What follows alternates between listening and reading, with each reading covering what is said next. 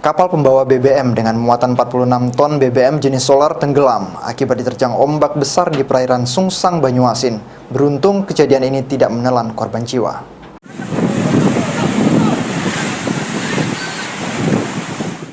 Kapal pembawa BBM bermuatan 46 ton jenis solar tenggelam akibat diterjang ombak besar di perairan Sungsang.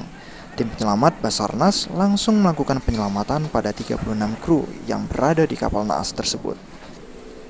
Kepala KSOP kelas 2 Palembang, Mayor Marinisi Sandi Farikta, mengatakan penyebab karamnya kapal-kapal ARK Siloh di perairan Ambang Luar akibat mengalami kebocoran pada balas kanan setelah diterjang gelombang tinggi akibat cuaca buruk sebelum karam kapal miring mulai pukul 3 fajar.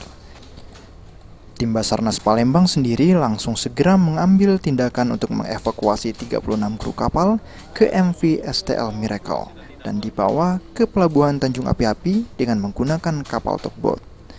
Basarnas Palembang juga mengirimkan kapal patroli 327 ke lokasi kejadian untuk memastikan apakah terjadi pencemaran yang ditimbulkan atau tidak. Sulaiman, PAL TV.